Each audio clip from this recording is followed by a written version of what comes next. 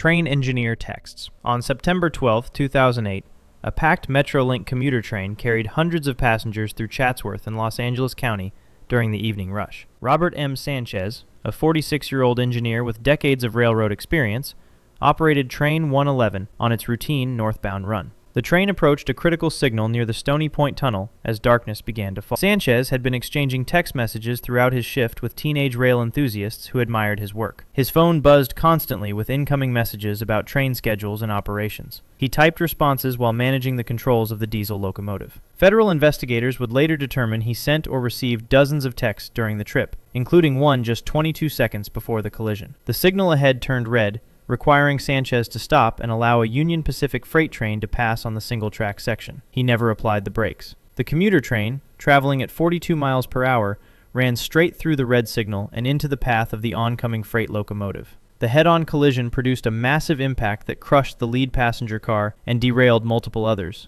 25 people died in the wreckage. 135 others suffered injuries ranging from broken bones to severe trauma. Emergency crews worked through the night, extracting victims from twisted metal. Sanchez was killed on impact. The National Transportation Safety Board used cell phone records and the train's event data recorder to reconstruct the final minutes. The evidence showed Sanchez had been actively texting when he should have been watching for the signal. The crash became the deadliest U.S. train disaster in 15 years and led to mandated positive train control systems nationwide. Church Bus Massacre. On March 29, 2017, a small church bus carried 14 senior citizens along U.S. Highway 83 near Concan, Texas. The group from First Baptist Church of New Braunfels was returning home from a spiritual retreat at a rural camp. Jack Dylan Young, a 20-year-old pickup truck driver, traveled northbound on the same two-lane highway that afternoon. Multiple witnesses reported seeing Young's silver Dodge pickup weaving erratically across the center line for several miles before the collision. A motorist traveling behind him recorded video footage showing the dangerous driving pattern over 15 minutes. The pickup repeatedly drifted into the southbound lane before jerking back. Young crossed onto the shoulder 37 times and over the center line 19 times, despite clear road conditions. The pickup crossed the center line one final time and smashed head-on into the church bus at full highway speed. The impact was catastrophic. The small bus, designed for local routes rather than highway travel, crumpled under the force. 13 of the 14 passengers died either at the scene or shortly after at nearby hospitals. The bus driver was the sole survivor from the vehicle. Young survived with injuries. First responders arrived to find wreckage scattered across both lanes and victims trapped in the destroyed bus. A witness who stopped reported that Young said he had been texting. However, toxicology tests revealed marijuana and the sedative clonazepam in his system, and Young admitted taking twice his prescribed dose.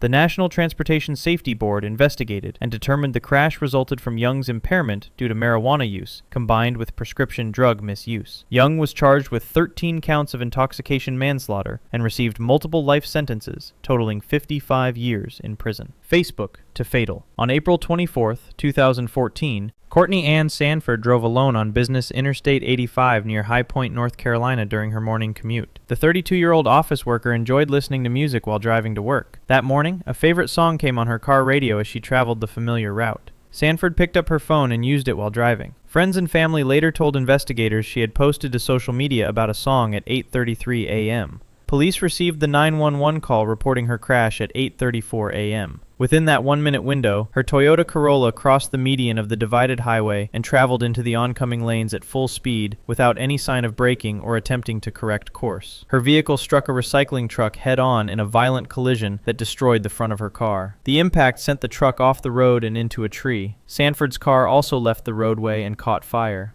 Emergency responders arrived quickly, but found Sanford had died on impact from the massive forces involved. The truck driver survived with no injuries. High Point police investigated the exact timing of the crash and Sanford's phone activity. Initial reports suggested a Facebook post about a song, though investigators later stated they could confirm she was using her phone immediately prior to the accident. The timestamp correlation between her final phone use at 8:33 a.m. and the collision call at 8:34 a.m. proved the distraction occurred within seconds of the crash. The case became widely cited in campaigns about the dangers of any phone use while driving and the deadly consequences of taking attention off the road for even brief moments.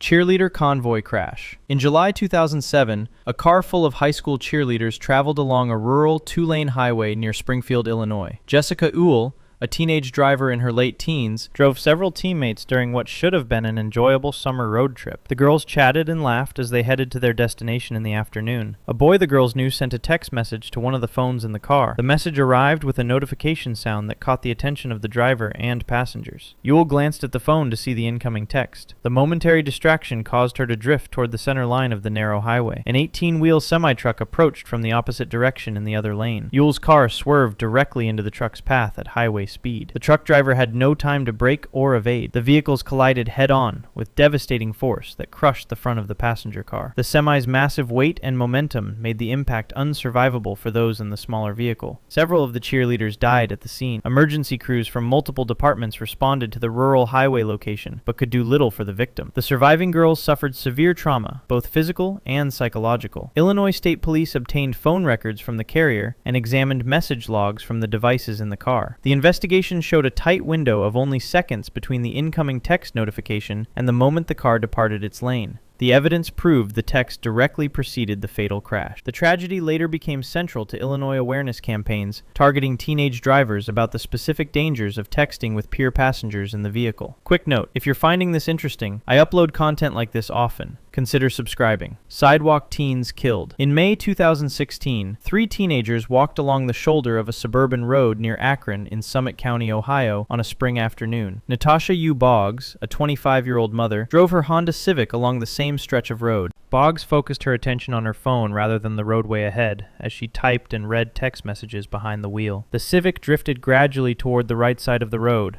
as Boggs continued texting. She made no corrections to her steering despite leaving her proper lane. The car left the pavement entirely and drove onto the shoulder where the 3 teenagers were walking. The teens had no warning and no opportunity to move out of the path. Boggs struck all 3 teenagers with her vehicle at sufficient speed to cause catastrophic injuries. 2 of the victims died instantly from the impact. The 3rd teen was rushed to a nearby hospital with severe trauma. First responders worked frantically to save the surviving victim, while police secured the crash scene and began their investigation. Detectives examined Boggs' cell phone and discovered she had been actively texting at the time of the collision. Further forensic analysis revealed she had attempted to delete text messages from her phone after the crash in an apparent effort to hide evidence. Specialists recovered the deleted messages and reconstructed her texting activity during the critical moments before impact. Prosecutors charged Boggs with 2 counts of involuntary manslaughter and additional offenses related to the injuries and evidence tampering. The recovered phone records and deleted message forensics formed the foundation of the case against her. A jury convicted Boggs on multiple counts, and the judge sentenced her to 6 years in prison for the death she caused. Lorry scrolling crash. On a summer day in 2016, Tomas Croker drove his fully loaded heavy goods vehicle along the A34 motorway near Newbury in Berkshire, England. The 30-year-old professional lorry driver hauled freight as part of his regular route. Traffic ahead began slowing as vehicles reduced speed in response to congestion. Croker's attention remained fixed on his mobile phone rather than the road. Croker scrolled through music applications and messaging apps on his phone for nearly a full kilometer of travel. His lorry continued at approximately 50 miles per hour while the traffic ahead came to a near stop. Dashboard camera footage from other vehicles captured Croker's truck barreling toward the slowed cars without any reduction in speed